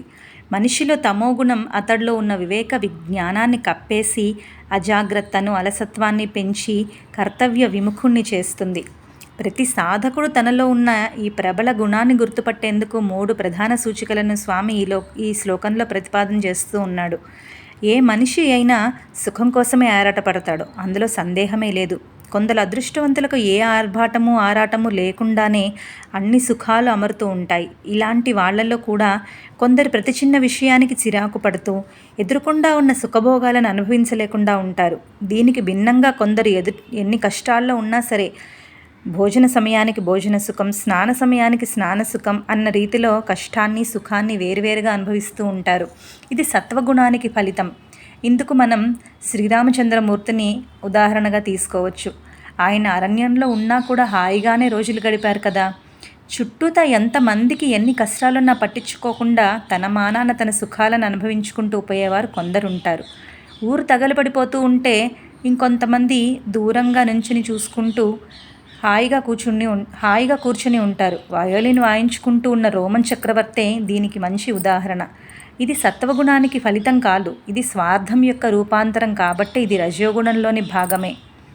ఇప్పుడు చెప్పుకున్న రజోగుణ భాగం ప్రబలమైన రజోగుణం కాదు. రజోగుణం ప్రబలంగా ఉంటే ఆ వ్యక్తి సుఖాలలో ఉన్నా సరే, కష్టాలలో ఉన్నా సరే ఇంకా ఏదో ఒకటి చేసేయాలని, సంపాదించాలని, పోగుబెట్టాలని ఆరాటపడుతూనే ఉంటాడు. ఇందుకు రాజ్య విస్తరణశీలుడైన అలెగ్జాండర్ని మనం ఉదాహరణగా తీసుకోవచ్చు. మనిషిలో తమోగుణం ప్రబలంగా ఉంటే అతడికి తెలిసిన మంచి విషయాలు కూడా సమయానికి గుర్తురావు. ఏ సమయానికి ఏ పని చేయాల్సి వస్తుందో అది కూడా గుర్తురాదు. గుర్తు వచ్చినా ఆ పని చేయబుద్ధి కాదు. చేయకపోతే తీసుకోవాల్సిన జాగ్రత్తలు తీసుకోవాలని అనిపించదు. తమ సోమరితనాన్ని, తెలివి తక్కువతనాన్ని సమర్థించుకునే పిచ్చి మాటలు మాత్రం గుర్తుకొస్తూ ఉంటాయి. ఇది అవివేకానికి, అసమర్థతకు పరాకాష్ట. దీనికి ఉదాహరణలే చాలా చోట్ల దొరుకుతూ ఉంటాయి. రామాయణంలోని కుంభకర్ణుణ్ణే దీనికి మంచి ఉదాహరణగా తీసుకోవచ్చు. ఏ వ్యక్తికి ఆ వ్యక్తి తనను తాను పరిశీలించుకునేటప్పుడు ఇలాంటి తారాస్థాయి గుణాలు తన దగ్గర లేవని స్తబ్దుగా ఉండిపోకూడదు. ఈ జాతి గుణాలలో ఏ జాతిది తన దగ్గర ఉన్నా దానిని సరిదిద్దుకునేందుకు ప్రయత్నం చేయాలి అని చెప్పటం కోసమే స్వామి తర్వాత శ్లోకాల్లో వివరణ చేస్తూ ఉన్నాడు. గుణాలు తమ కార్యాలను ఎప్పుడు ఆచరణలో పెట్టగలుగుతాయో ఇక వివరించబోతున్నారు స్వామి. ఏ వ్యక్తిలో అయినా సరే అన్ని గుణాలు కలిసే ఉంటాయి. వాటిలో సత్వగుణం ప్రబలమై తమోగుణాలను కిందకి తొక్కగలిగితే అప్పుడు సత్వగుణం అధికమయ్యి జ్ఞానాసక్తి, సుఖాసక్తి మొదలైన లక్షణాలను వ్యక్తం చేయగలుగుతుంది. రజోగుణం ప్రబలమై సత్వతమో గుణాలను కిందకి తొక్కగలిగితే అప్పుడు రజోగుణమే కార్యకారి అయి క్రియాశీలత్వాది లక్షణాలను వ్యక్తం చేయగలుగుతుంది. అలాగే తమోగుణం ప్రబలమై సత్వరజోగుణాలను కిందకి తొక్కగలిగితే తమోగుణం క్రియాకారి అయి సోమరితనం వంటి లక్షణాలను వ్యక్తం చేస్తుంది. ఇంతవరకు ఏ గుణానికి ఆ గుణాన్ని విడిగా వర్ణించి ఉన్నట్టుండి ఈ 3 గుణాలను కలిపి వర్ణిస్తున్నారని మనం ఆలోచించకూడదు. ఎందుకంటే ప్రపంచంలోని ప్రతి వ్యక్తి, ప్రతి పదార్థం కూడా ప్రకృతి సంయోగంతోనే ఏర్పడుతుందని ఇప్పటికి అనేక మార్లు చెప్పుకున్నాం. ప్రకృతి అంటే త్రిగుణాల సంపుటి మాత్రమే కనుక ఎక్కడైనా సరే ఇవి కలిసి ఉండవలసిందే. కాకపోతే పాళ్ళు మాత్రం వేరే వేరే. ఈ త్రిగుణాలలో ఉండే పాళ్ల వైవిధ్యాన్ని బట్టే వస్తువులకు కానీ వ్యక్తులకు కానీ విభిన్న స్వభావాలు ఏర్పడుతూ ఉన్నాయి. ఈ విషయాన్ని గుర్తించిన సాధకులు తమ జీవిత చర్యలలో కొన్ని సత్వగుణ క్రియలు, కొన్ని రజోగుణ క్రియలు, కొన్ని తమోగుణ క్రియలు, అప్పుడు కొన్నిగా అనిపించినా కూడా ఈ క్రియల్లో ఏవి అధిక సంఖ్యలో ఉన్నాయో గుర్తించి వాటిని బట్టి తనలో ప్రబలంగా పనిచేస్తున్న ఆ గుణాన్ని గుర్తించాలి. ఒకే వ్యక్తిలో విభిన్న సమయాలలో విభిన్న గుణాలు ఉద్రేకాన్ని పొందుతూ ఉంటాయి. ఆయా ఉద్రేకాలు మితిమీరుతున్నప్పుడు కూడా సాధకులు వాటిని గుర్తించి సవరించుకోవటం నేర్చుకోవాలి. అటువంటి జాగ్రత్తలు తీసుకునేందుకు వీలుగా స్వామి ఈ శ్లోకంలో సూచనలు మనకు అందిస్తూ ఉన్నారు. జై శ్రీకృష్ణ. ఈరోజు పంచాంగం శ్రీ శోభకృత్నామ సంవత్సరం దక్షిణాయనం, ఆశ్వీజమాసం శుక్లపక్షం, తిథి పంచమి, జ్యేష్ఠ నక్షత్రం గురువారం. ఏ గుణం ఉద్రేకంలో ఉన్నప్పుడు ఏ లక్షణాలు కనిపిస్తాయో క్రమంగా వివరించబోతున్నారు స్వామి. ముందుగా సత్వగుణోద్రేక లక్షణాలను వివరిస్తూ ఉన్నారు. మనిషికి గల 5 జ్ఞానేంద్రియ ద్వారాలలో కూడా విషయజ్ఞాన రూపమైన వెలుగు అంటే ప్రకాశం వెల్లువిరిసినప్పుడు తనలో సత్వగుణం ప్రబలంగా ఉంది అని ఆ వ్యక్తి గుర్తించాలి. అంటే సత్వగుణం అభివృద్ధి పొంది ఉన్నప్పుడు ఆ జీవుడి యొక్క సమస్త చర్యలు సాత్వికంగా, ప్రకాశయుతంగా, జ్ఞానవంతంగా ఉంటాయి. ఒక ఫలం బాగా పండినప్పుడు దానిని ఎక్కడ కొరికి చూసినా కానీ తీపిగానే ఉంటుంది కదా.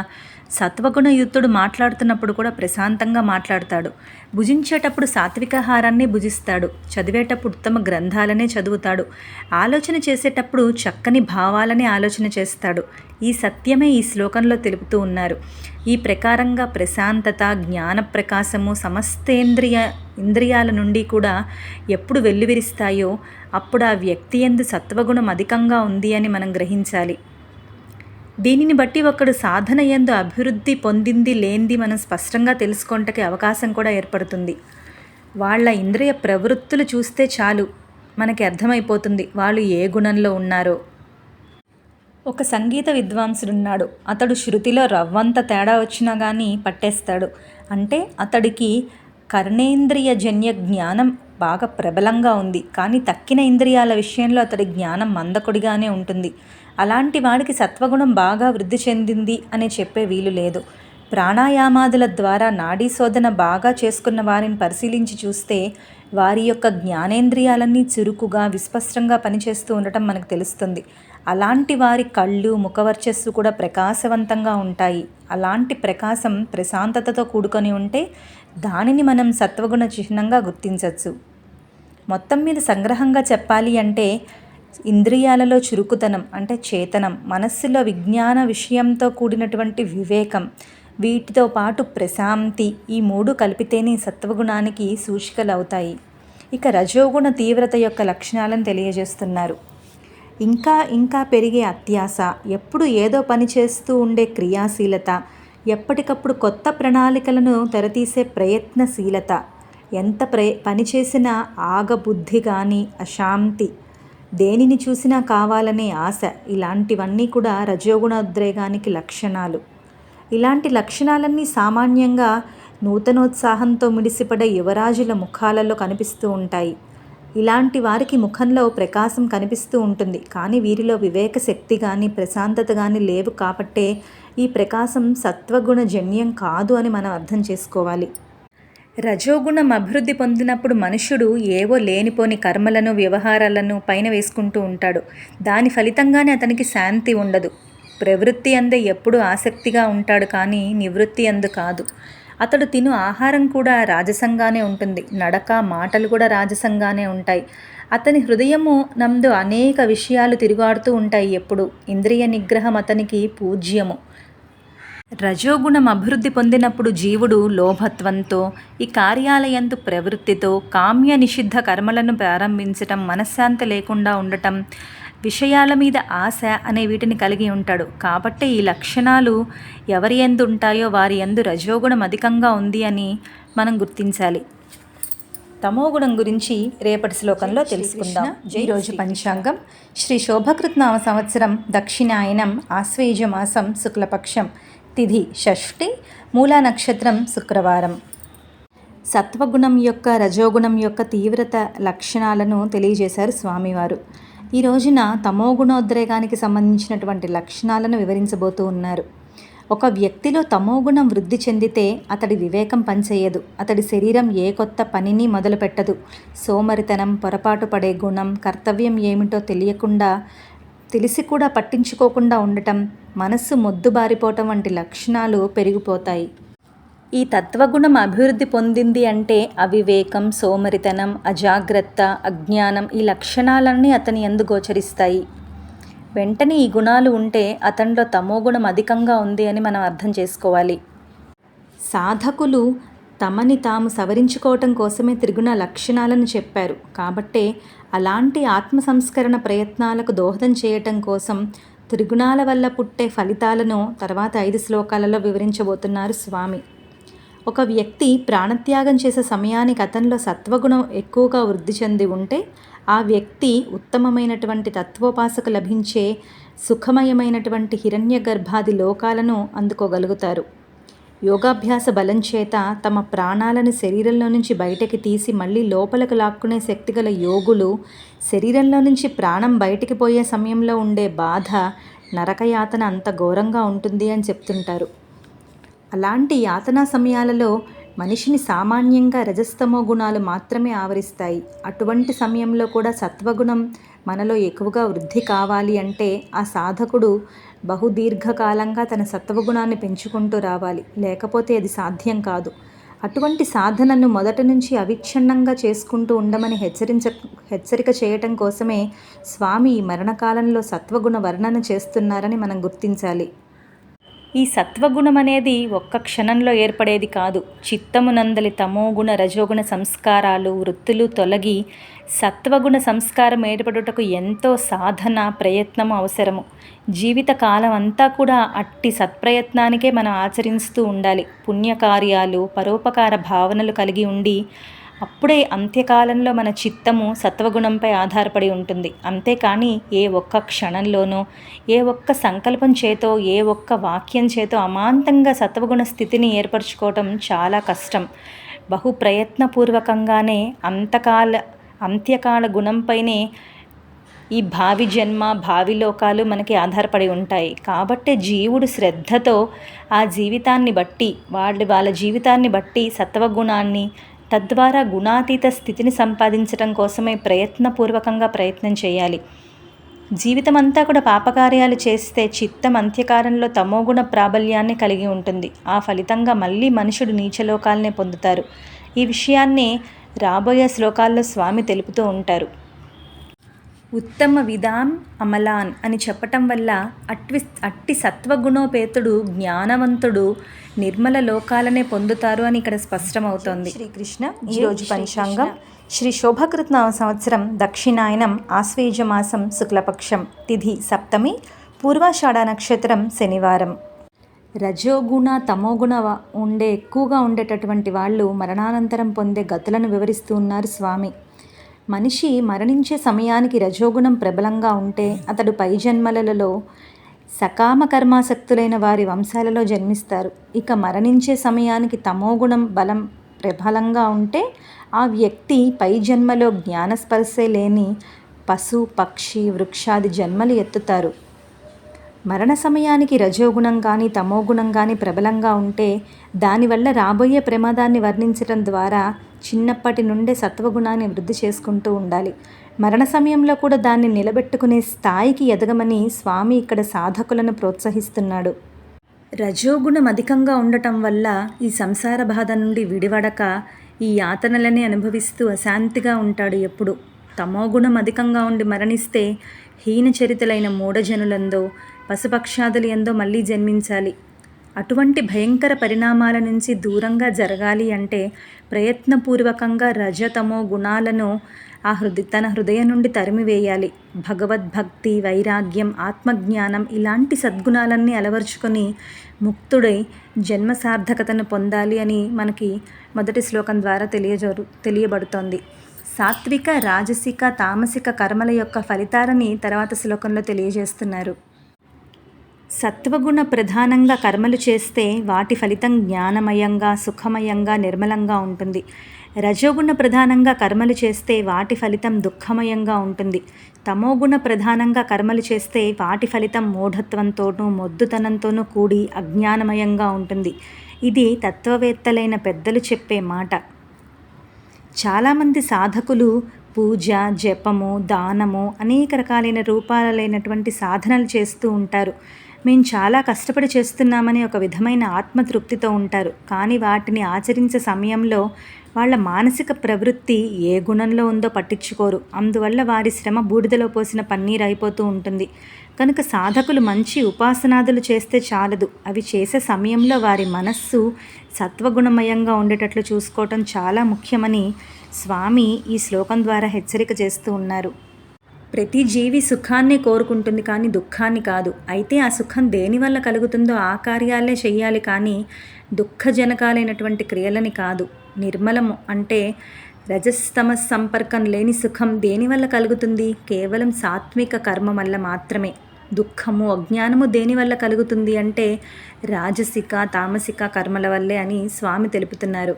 కాబట్టి విఘ్నుడైన వాడు సాత్విక కర్మలనే ఆచరిస్తూ ఈ రాజసిక, తామసిక కర్మలను వదిలివేయాలి. రజసస్తు ఫలం దుఃఖం. ఈ రజోగుణ రూపాలైనటువంటి తృష్ణ అంటే కోరిక, కామక్రోధాదుల యొక్క ఫలం దుఃఖమని చెప్పటం వల్ల సాధకులు, ముముక్షువులు ఈ విషయంలో అతి జాగరూకంగా ఉండి వాటినన్నింటికి దూరంగా ఉండాలి. ఎవరికైనా దుఃఖం, అజ్ఞానం కలిగితే అవి రజోగుణ, తమోగుణాల ప్రభావం వల్లే కలిగాయని నిశ్చయించుకొని ఆ గుణాలను వదిలివేయాలి. అజ్ఞానం తమసఫలం. అన్ని దుర్గుణాలు అజ్ఞానం యందే అంతర్భూతమై ఉన్నాయి. కావున రజోగుణ ఫలమైనటువంటి దుఃఖం ఈ అజ్ఞానంలోనే ఇమిడి ఉంది అని గ్రహించాలి. కాబట్టి ఇది అత్యంత ప్రమాదకరమైంది. ముముక్షులెవరూ కూడా దీనిని దగ్గరికి దరిచేర్చనీయకూడదు అని మనకి ఈ శ్లోకం ద్వారా తెలుస్తోంది. ఇంకా ఏం చెప్పారో రేపటి శ్లోకంలో తెలుసుకుందాం. ఈరోజు పంచాంగం శ్రీ శోభకృత్ నామ సంవత్సరం దక్షిణాయనం ఆశ్వేయుజ మాసం శుక్లపక్షం తిథి అష్టమి ఉత్తరాషాఢ నక్షత్రం ఆదివారం. రజోగుణ తమోగుణ కార్యాలను వదిలిపెట్టి సాత్విక గుణాలను మాత్రమే ఆశ్రయించాలి అని చెప్పారు స్వామి. ఆ గుణాల వల్ల కలిగే ఫలితాలని తెలియజేస్తూ ఉన్నారు ఈ రోజున. కర్మ ఒకటే అయినా దానిని ఆచరించే సమయంలో ఆ కర్తలో ఉండే గుణాన్ని బట్టి ఫలితాలు ఎందుకు మారుతాయో చెప్తాను విను. సత్వగుణం నుంచి జ్ఞానం జన్మిస్తుంది కనుక ఆ గుణంలో ఉండి చేసిన కర్మ జ్ఞానాన్ని, దాని ఫలితమైన సుఖాన్ని కలిగిస్తుంది. రజోగుణంలో నుంచి లోభం జనిస్తుంది కాబట్టి రజోగుణంలో ఉండి చేసిన కర్మ అత్యాసని, ఆర్భాటాన్ని కలిగిస్తుంది. తమస్సు నుంచి అవివేకం జనిస్తుంది. అంటే తమోగుణంలో ఉండి చేసే కర్మ అవివేకము, పొరపాటు, ఈ మొద్దుతనం వంటి ఫలితాలనే కలిగిస్తుంది అని మొదటి శ్లోకంలో తెలియజేస్తున్నారు. పరులకు అపకారం కలగాలనే చింత, ఏది ఎందుకు చేస్తున్నామో తెలుసుకోలేని అవివేకం, సకాలంలో పనులు చేయలేని సోమరితనం వంటి తమోగుణ లక్షణాలను మనసులో పెట్టుకొని పెద్ద పెద్ద యజ్ఞాలు దానాలు చేసినా సరే తమోగుణ ఫలితాలే లభిస్తాయని మనకిక్కడ చెప్పటం వల్ల భగవంతుడు సత్కర్మాచరణ సమయంలో ఉండవలసిన సద్భావన గురించి ఎంత గట్టిగా చెప్తున్నాడో మనం గుర్తించాలి. మనస్సులో ఏ భావాలు దుర్భావాలు లేకపోయినా అత్యాస వంటి రజోగుణ లక్షణాలు కూడా సత్కర్మాచరణ సమయంలో కర్మ యొక్క మనస్సును ఆవహించినట్లయితే ఆ కర్తకు సత్కర్మ ఫలితంగా లభించే సుఖం ఏ మాత్రము రాదని, అతనికి మిగిలేది అత్యాస ఆరాటము మాత్రమేనని స్వామి సాధకులకు హెచ్చరిక చేస్తున్నారు. కాగా సాధకులకు మిగిలిన ఏకైక మార్గం సత్వగుణంలో ఉండి సత్కర్మలు చేయటం మాత్రమే. దీనిని భగవానుడు ఎందుకు సమర్థిస్తున్నాడు అంటే, ఇలాంటి సత్కర్మ చిత్తశుద్ధికి, జ్ఞాన ప్రాప్తికి, మోక్ష సిద్ధి అనే క్రమంలో మానవులకు ముక్తి కలిగించగలదు. కాబట్టే గుణాల ప్రభావం వల్ల మానవులకు రాబోయే జన్మల తీరుతన్నులు ఎలా ఉంటాయో కూడా చెప్పారు. సత్వగుణ ప్రవృత్తిలో ఉండి సత్కర్మాచరణ చేసేవారు ఊర్ధ్వలోకాలలో దేవతలే జన్మిస్తారు. రజోగుణ ప్రవృత్తిలో ఉండి సత్కర్మాచరణ చేసేవారు పై జన్మలో మళ్ళీ మానవులే అవుతారు. తమోగుణ ప్రవృత్తిలో ఉండి సత్కర్మాచరణ చేసేవారు అధోగతి పాలై మానవలోకంలో పశువులుగానో, నరకలోకంలో శిక్షలు అనుభవించే జీవులుగానో జన్మిస్తారు. తమోగుణంలో ఉండి సత్కర్మలు ఆచరించినా సరే నరకాది దుర్గతులే కలుగుతాయని స్వామి చెప్తున్నాడు. కాబట్టి ఆ గుణంలో ఉండి దుష్కర్మలు చేసే వారి గతి ఇంకా ఏమవుతుందో మనమే ఊహించుకోవాలి. రజోగుణంలో ఉన్నవారు సత్కర్మలు చేయగలరు, దుష్కర్మలు చేయగలరు. రజోగుణంలో ఉండి సత్కర్మలు చేస్తే పదోన్నతి రాదని, మళ్ళీ మనుష్య జన్మే లభిస్తుందని స్వామి ఈ శ్లోకంలో చెప్తున్నారు. కాబట్టి రజోగుణంలో ఉండి దుష్కర్మాచరణ చేసే వారికి అధోగతి తప్పదు అని సూచిస్తున్నారు. సత్వగుణంలో ఉన్నవారికి దుష్కర్మలు చేసే ప్రవృత్తి సామాన్యంగా ఉండదు. ఏదో ప్రమాదవశాత్తు అలాంటి పని జరిగితే వారికి స్వర్గలోక ప్రాప్తి ఉండదని, నరకపతనం లేకపోయినా మానవలోకాన్ని మించిన పదోన్నతి ఉండదని స్వామి ఇక్కడ సూచిస్తున్నాడు. మొత్తం మీద త్రిగుణాలలో ఏ గుణంలో ఉన్నా సరే దుష్కర్మల జోలికి పోరాదని దీనిని బట్టి మనం అర్థం చేసుకోవాలి. ఇంకా ఏం చెప్పారో రేపటి శ్లోకంలో శ్రీకృష్ణ. ఈరోజు పంచాంగం శ్రీ శోభకృత్ నామ సంవత్సరం దక్షిణాయనం, ఆశ్వేజ మాసం శుక్లపక్షం, తిథి నవమి, శ్రవణ నక్షత్రం సోమవారం. ఈ అధ్యాయం 5వ శ్లోకం నుంచి త్రిగుణ వర్ణన చేసుకుంటూ వచ్చిన స్వామి సుదీర్ఘ వర్ణన ఎందుకు చేశారో ఇక 2 శ్లోకాల్లో చెప్పబోతున్నారు. జీవుడు వివేకవంతుడై త్రిగుణాలే పంచభూతాలుగా, మనస్సుగా, ఇంద్రియాలుగా పరిణమించి నానా రకాల కర్మలను ఆచరిస్తున్నాయి. కాబట్టి త్రిగుణాల కంటే భిన్నంగా వేరే కర్త లేడని గుర్తించటంతో పాటు ఆ గుణాలకు అతీతుడై అధిష్టానమై సాక్షి అయి ఉన్న పరమాత్మను ఎప్పుడు దర్శిస్తాడో అప్పుడు ఆ జీవి జీవించి ఉండగానే పరమాత్మ స్వరూపాన్ని పొందుతాడు. త్రిగుణాలనేవి మాయలోని విభాగాలు. మాయ అనేది భ్రాంతి రూపిణి, అంటే ఎండమావిలో నది వంటిది. ఈ నది సత్యం అనుకున్నంత కాలం ఇది ఆ మనిషిని పరుగులెత్తిస్తుంది, అంటే బంధిస్తుంది. కనుక త్రిగుణ వ్యవహారం అంతా బంధనాత్మకం, ఒట్టి బంధనం కాదు, మాయామయమైన బంధనం. దీని వర్ణనే ఇప్పటిదాకా జరిగింది. ఈ జీవుడు వివేకరహితుడై ఎండమావిలోని నది సత్యమని నమ్మాడు, అంటే త్రిగుణమయమైన మాయ పరమాత్మలాగా శాశ్వత పదార్థమని నమ్మాడు. అందువల్ల ఆ నమ్మకాన్ని తొలగించి అతనికి యథార్థ దర్శనం కలిగించి ముక్తి కలిగించే ఉపాయం చూపించాలి. దానికోసమే భగవానుడు ఈ శ్లోకాన్ని ఉపదేశిస్తూ యథార్థ దర్శనమే కావాలి, అంటే సమ్యక్ దర్శనమే కావాలి అనే సూచన చేయదలుచుకొని దానికి సంకేతంగా ఇక్కడి జీవుడి ద్రష్ట సమ్యక్ దర్శనం కలవాడు, వివేక జ్ఞానం కలవాడు వివేకి అని నిర్దేశిస్తున్నాడు. ఎప్పుడైతే జీవుడు సమ్యక్ దర్శనశాలి అవుతాడో ఆ వ్యక్తి కొన్ని విషయాలను అర్థం చేసుకోగలుగుతాడు.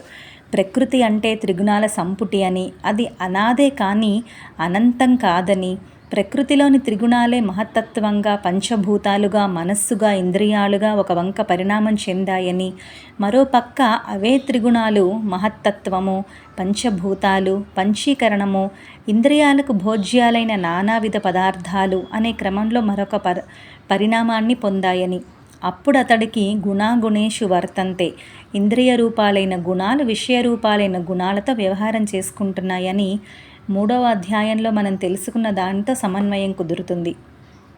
నేను చేతనుణ్ణి, నేను జడాన్ని కాను, నేను ప్రకృతి కంటే అతీతుణ్ణి అనే దర్శనం లభిస్తే ఇక ఆ పురుషుణ్ణి ఒక దేహానికి బంధించి పరిమితం చేయగల హద్దులేవి మిగిలి ఉండగలుగుతాయి? ఏది మిగిలే అవకాశమే లేదు. అందుకే జీవుడు దేవుడైపోతాడు. ఈ విషయాన్ని భగవానుడు మద్భావం శోధిగచ్చతి అనే చోట వ్యక్తం చేస్తున్నాడు. ఆ స్థితి ఎప్పుడు వస్తుంది? విచారణ పటిష్టమైనప్పుడు వస్తుంది. అది జరిగితే మనిషి జీవించి ఉండగానే జరగాలి, అంతేకాని ఎప్పుడో శరీరం రాలిపోయాక కాదు. ఆ విషయాన్ని సూచించడానికే శ్లోకంలో భగవానుడు అనుపశ్యతి, సమ్యక్ దర్శనం చేస్తున్నాడు అంటున్నారు. వేత్తి అంటే సాక్షిని తెలుసుకుంటున్నాను, అధిగచ్చతి ముక్తిని అందుకుంటున్నాడు అనే ఈ పదాలను ఉపయోగిస్తున్నాడు. కాబట్టి ముక్తి అనేది ఎప్పుడో వచ్చేది, ఎవరో చెప్తే తెలిసేది కాదు. సమ్యక్ దర్శనశాలికి ఈ జీవితంలో ఇక్కడే బ్రతికి ఉండగానే ప్రత్యక్షంగానే అనుభూతి ఇది.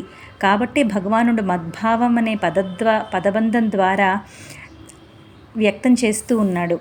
త్రిగుణాలే పంచభూతాది క్రమంలో సూక్ష్మ దేహ స్థూల దేహాలుగా పరిణామం చెందుతున్నాయి కనుక ఆ త్రిగుణాలే దేహోత్పత్తికి కారణం.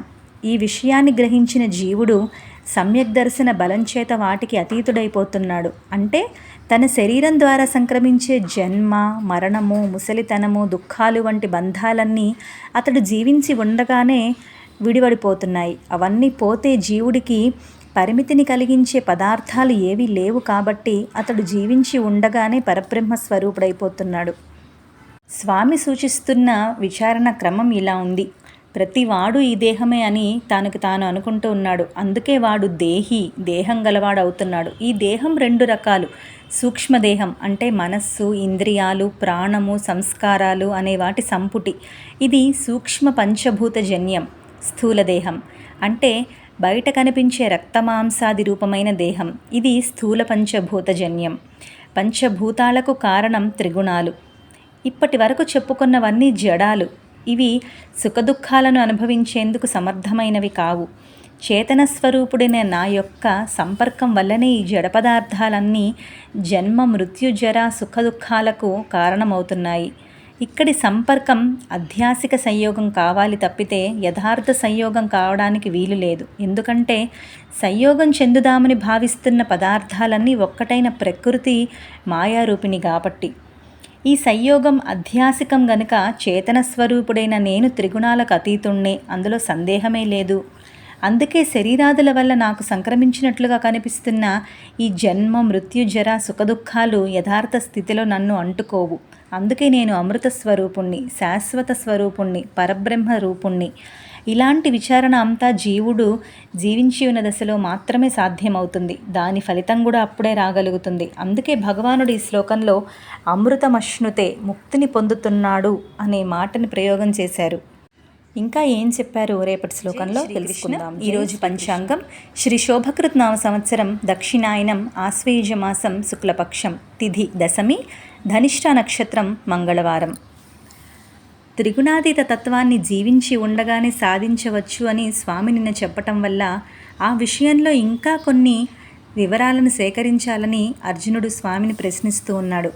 ఓ ప్రభు, త్రిగుణాలకు అతీతమైన వాడిని గుర్తించడానికి లక్షణాలేంటి అంటే అతని ప్రవర్తన ఎలా ఉంటుంది, అదీగాక అతని త్రిగుణాతీత స్థితిని సాధించే విధానం ఏంటి అని అడుగుతున్నాడు. అంటే అర్జునుడి వాక్యంలో 3 ప్రశ్నలు ఉన్నట్లుగా కనిపిస్తున్నాయి, కానీ అవి నిజానికి 2 ప్రశ్నలు. గుణాతీతుడు ఎటువంటి లక్షణాలతో ఉండి ఉంటాడు అనేది మొదటి ప్రశ్న. దీనికి వివరణే అతడి ప్రవర్తన ఎలా ఉంటుంది అనే ప్రశ్న. ఎందుకంటే ఏ వ్యక్తి అయినా మనం గుర్తించేది అతని ప్రవర్తనని బట్టే కాబట్టి లక్షణాలన్నా ప్రవర్తన అన్నా ఇంచుమించు ఒకటే. కాబట్టి ఈ 2 కలిపి ఒకటే ప్రశ్న. రెండోది, అతడు ఏమి ఆచరించి ఈ త్రిగుణాతీత స్థితిని సాధించాడు అనేది రెండవది. అర్జునుడి ప్రశ్నలు 2. వీటిల్లో ఒక విశేషం కూడా ఉంది. యోగసిద్ధుడి యొక్క లక్షణాలన్నీ యోగ సాధకుడికి సాధనోపాయాలు అవుతాయి అని మనం పూర్వం అనేకసార్లు చెప్పుకున్నాం. 2వ అధ్యాయంలో స్థితప్రజ్ఞ లక్షణాల దగ్గర స్వామి ఈ సూత్రాన్ని అవలంబించాడు. ఆ దృష్టితో చూస్తే అర్జునుడి యొక్క 2 ప్రశ్నలకు త్రిగుణాతీత స్థితిని సాధించే సాధనోపాయాలను చెప్పు స్వామి అనేదే తాత్పర్యం. ఈ భగవద్గీతలో అర్జునుడు ఇప్పటి వరకు రకరకాలైన సంబోధనలతో శ్రీకృష్ణుని సంబోధించాడు, కానీ ఎక్కడా ప్రభు అని పిలవలేదు. ఈ శ్లోకంలో మొదటిసారిగా ఆ సంబోధన చేస్తున్నారు. అర్జునుడి యొక్క శ్రీకృష్ణ భక్తి పరిపాక దశలో చేరుతోందని మనకి అర్థమవుతోంది. ఎందుకంటే అర్జునుడి వంటి వాళ్ళు చక్రవర్తి స్థాయి వాళ్లను మాత్రమే ప్రభు అని పిలవగలరు. అర్జునుడు ఇప్పుడు శ్రీకృష్ణుని త్రిజగత్ ప్రభువుగా భావిస్తున్నాడు కాబట్టే ప్రభు అని సంబోధించగలుగుతున్నాడు. అర్జునుడి యొక్క మొదటి ప్రశ్నకు భగవానుడు 4 శ్లోకాలలో విస్తారంగా సమాధానం చెప్పబోతున్నాడు. గుణాతీతుడి లక్షణాలేంటి అనేది అర్జునుడి ప్రశ్న. దీనిని భగవానుడు తనలో తనకు తెలిసే లక్షణాలు, బయట వాళ్ళకి తెలిసే లక్షణాలు అని 2గా విభాగం చేసి ముందుగా తనలో తనకే తెలిసే లక్షణాలను చెప్పబోతూ ఉన్నాడు.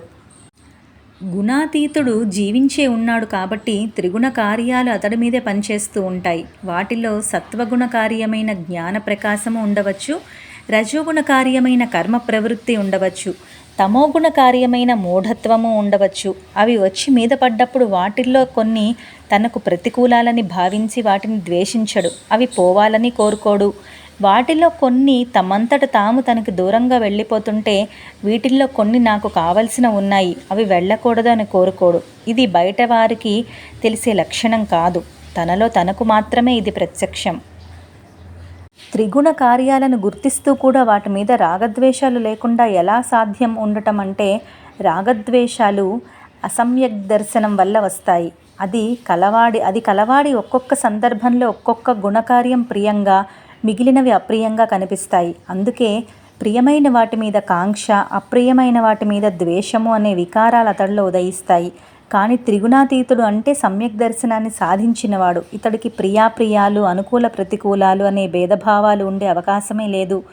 ఎందుకంటే గుణకార్యాలైన ప్రకాశాదులు కానీ, వాటి కార్యాలైన ఇంద్రియ వ్యవహారాదులు కానీ ఇతడి దృష్టిలో కేవలం గుణ వ్యవహారాలు. అంటే గుణాగుణేషు వర్తంతే.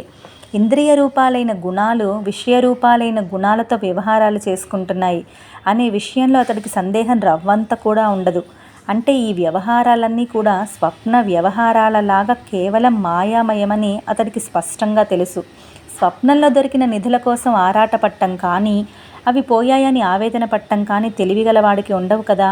అలాగే సమ్యక్ దర్శికి త్రిగుణాల వ్యవహారం మీద సత్యత్వ దృష్టి ఉండే అవకాశమే లేదు. అందుకనే వాటి మీద అతడికి రాగద్వేషాలు ఉండే అవకాశమే లేదు.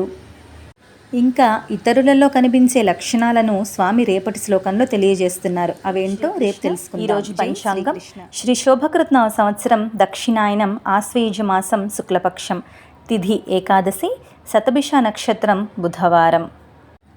ఇతరులకు కనిపించే లక్షణాలను స్వామివారు 3 శ్లోకాలలో వర్ణిస్తూ ఉన్నాడు.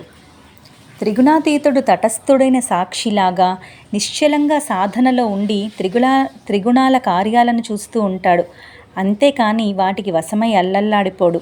త్రిగుణాలే ఇంద్రియాలుగా, విషయాలుగా పరిణామం చెంది వ్యవహారాలు చేస్తున్నాయని అతడు గుర్తించి వివేక స్థితి నుంచి, స్వస్వరూప స్థితి నుంచి కానీ రవ్వంత కూడా చలించకుండా నిశ్చలంగా నిలబడి ఉంటాడు. ఉదాసీనుడై ఉంటాడు అని అనకుండా ఉదాసీనుడిలాగా ఉంటాడు అని అంటున్నారు. ఎందుకు అంటే, తటస్థుడు ఎలా సాక్షిగా ఉంటున్నాడో అలాగే ఇతడు కూడా సాక్షిగా ఉంటున్నాడు అనేది సామాన్యార్థం. లోకసిద్ధుడైన తటస్థుడికి ఎదురుకుండా 2 పక్షాలు ఉంటాయి. వాటి యందు అతడికి సత్వత్వ బుద్ధి ఉంటుంది. అయినా సరే ఆ వ్యవహారంలో అతడు వేలు పెట్టడు. త్రిగుణాతీతుడికి గుణ వ్యవహారాల విషయంలో ఇటువంటి సత్వత్వ బుద్ధి ఉండదు. అందుకే ఇతడు మామూలు సాక్షి కంటే కొద్దిగా భిన్నుడు. ఈ విషయాన్ని వ్యక్తం చేయటానికి స్వామి ఇక్కడ సాక్షిలాగా అనే పదప్రయోగం చేశారు. ఏ సాధకుడైతే రాగద్వేషోత్పత్తికి అనువైన సందర్భాలు వచ్చినప్పుడు కూడా ఆ వికారాలకు లోను కాకుండా ఉంటాడో, అది కూడా ఇతర సాధనాల ద్వారా కాకుండా గుణతత్వ వివేకం ద్వారా మాత్రమే అలా నిశ్చలంగా ఉంటాడో, అలాంటి వ్యక్తిని త్రిగుణాతీతుడు అని మనం గుర్తించవచ్చు అని. చలించకుండా ఉండటం అంటే ఏంటో తర్వాత 2 శ్లోకాల్లో వివరించబోతూ ఉన్నారు. గుణాల వల్ల చలించకుండా ఉండడం అంటే ఏంటో చెబుతాను విను. సుఖకర సన్నివేశం వచ్చినా, దుఃఖకర సన్నివేశం వచ్చినా అతని ప్రవర్తన సమానంగా ఉంటుంది. మట్టిని చూసినా, రత్నాన్ని చూసినా, బంగారపు ముద్దను చూసినా కూడా అతడు హెచ్చుతగ్గులు లేకుండా ఉంటాడు. తనకు ప్రియమైనవి కానీ, అప్రియమైనవి కానీ తారసపడ్డప్పుడు అతని ప్రవర్తన సమంగానే ఉంటుంది. తనని నిందించినా స్తుతించినా సమానంగా ఉండేవాడు, త్రిగుణాలను దాటి ఉన్నవాడు అని ఇక్కడ చెప్పబడుతున్నాడు. ఇవి సాధకుడికి సాధించుకోవాల్సిన లక్షణాలు, సిద్ధుడికి ఇవి సహజ లక్షణాలే. తుల్యప్రియా ప్రియ అనే చోట లోకదృష్టిలో ప్రియమైనవి కానీ అప్రియమైనవి కానీ అని తారసపడినప్పుడు అని అర్థం జరిగింది. అంటే లోకదృష్టి అనే మాట దేనికి అంటే భగవానుడు ఈ లక్షణాలను 2 రకాల దృష్టులతో చెప్తున్నాడు. మొదటిది గుణాతీతుడి యొక్క సహజ లక్షణ వర్ణన, రెండవది గుణాతీతత్వ సాధకుడి యొక్క సాధనోపాయ వర్ణన. కాబట్టి ఈ శ్లోకంలోని పదాలకు ఆ 2 దృష్టులతోనూ మనం అన్వయించుకుంటూ ఉండాలి. గుణాతీతత్వ సిద్ధుడికి ఎదురుకుండా కనిపించే శరీరాల మీద ఇవి సత్యాలు అనే సత్యత్వ దృష్టే ఉండదు. అలాంటి వాడికి ప్రియులు అప్రియులు అనేవారు ఎక్కడ దొరుకుతారు? అయితే ఇక్కడ భగవానుడు చేస్తున్నది ఇతరులకు తెలిసే లక్షణాల వర్ణన కదా. అంటే ఇతరుల దృష్టిలో ఈ సిద్ధుడికి పూర్వకాలంలో కొంతమంది ప్రియులు కొంతమంది అప్రియులు ఉన్నారు. ఈయన అప్పట్లో దానికి తగ్గట్టే వ్యవహారం చేసేవారు. కానీ ఇప్పుడు గుణాతీత స్థితి వచ్చాక వాళ్లలో ఎవరు తన దగ్గరికి వచ్చినా సరే ఒకే రకంగా ప్రవర్తిస్తారు. దానిని చూసిన వారు ఈయన ప్రియుల పట్ల అప్రియుల పట్ల మిత్రుల పట్ల శత్రువుల పట్ల కూడా సమంగా ప్రవర్తిస్తున్నాడు అంటున్నాడు. కనుక ఇక్కడి సమత్వం సందర్శకుల దృష్టిలోనిది మాత్రమే. కాబట్టి లోక దృష్టిలో అనే పదం ఇక్కడ చేర్చడం జరిగింది. త్రిగుణాతీతుడి యొక్క ఇంకా కొన్ని లక్షణాలను రేపటి శ్లోకంలో తెలుసుకుందాం. ఈరోజు పంచాంగం శ్రీ శోభకృత్ నవ సంవత్సరం దక్షిణాయనం ఆశ్వయుజమాసం శుక్లపక్షం, తిథి ద్వాదశి, పూర్వభాద్ర నక్షత్రం గురువారం. గుణాల వల్ల చలించకుండా ఉండడం అంటే ఏంటో చెప్తూ కొన్ని సన్నివేశాలను కొన్ని లక్షణాలను నిన్న తెలిపారు స్వామివారు. అలాగే ఇవాళ ఇంకా కొన్ని లక్షణాలను తెలియజేస్తూ ఉన్నారు. సుఖదుఖాలను సమానంగా చూసేవారు, తన ఆత్మరూపంలో నిశ్చలంగా ఉంటున్నవాడు. అంటే మట్టిగడ్డను చూసినా రత్నపు రాయిని చూసినా బంగారాన్ని చూసినా సమంగా ఉండేవాడు, తనకి ఇష్టమైనవి అయిష్టమైనవి రెండింటినీ సమానంగా చూసేవాడు, ఇంకా తనని నిందించినా స్తుతించినా సమానంగా ఉండేవాడు, తనకు మిత్రపక్షం వారు కానీ శత్రుపక్షం వారు కానీ ఎవరు తారసపడినా అతని ప్రవర్తన సమంగానే ఉండేవాడు, తనను నిందించినా వేరే రకంగా అవమానించినా లేదా స్తుతించినా వేరే రకంగా సన్మానించినా కూడా ఒకే రకంగా ఉండేవాడు. పుణ్య సంపాదన కోసం కానీ పాప పరిహారం కోసం కానీ అతడు ఏ పనులు కొత్తగా మొదలుపెట్టడు. ఇలాంటి సమత్వ స్థితిని అతడు ఇంద్రియ నిగ్రహాదుల ద్వారా కాకుండా విజ్ఞాన వివేక బలం చేత అంటే ధీరత్వం చేత తాను స్వస్వరూప స్థితిలో నెలకొని ఉండటం వల్ల స్వస్థత బలం వల్ల చేతను సాధించుకుంటూ ఉంటాడు. అలాంటి వాడే గుణాతీతుడు. అంటే సాధకుడికి ఇవన్నీ సాధించుకోవాల్సిన లక్షణాలైతే సిద్ధుడికి సహజంగానే ఉంటాయి. ఇవన్నీ సాధకుడి దృష్టితో చూసినప్పుడు అతనికి నిజంగానే ప్రియులు అప్రియులు మిత్రులు శత్రులు ఉంటారు. కానీ వారిని చూసినప్పుడు ఆయా భావాలు కలుగుతూనే ఉంటాయి. అలాంటప్పుడు లౌకికులు లోకమర్యాద కోసం మనస్సుని నిగ్రహించుకొని సమంగా ఉన్నట్లు నటిస్తూ ఉంటారు. అది గుణాతీతత్వ సాధన కాదు. ధీరత్వం చేతను స్వస్థత్వం చేతను తన మనస్సుకు కనిపిస్తున్న ప్రియ అప్రియత్వ శత్రుత్వ మిత్రత్వాదులు ప్రకృతి కార్యాలని కనుక అసత్యాలని గుర్తించి ఆ గుర్తింపు ద్వారా సమత్వాన్ని సాధించే ప్రయత్నం చేయాలి. అదే నిజమైన గుణాతీతత్వ సాధన. ఈ శ్లోకంలోని ప్రతి లక్షణం దగ్గర ఇలా 2 సమన్వయాలు చేసుకుంటూ రావాలి.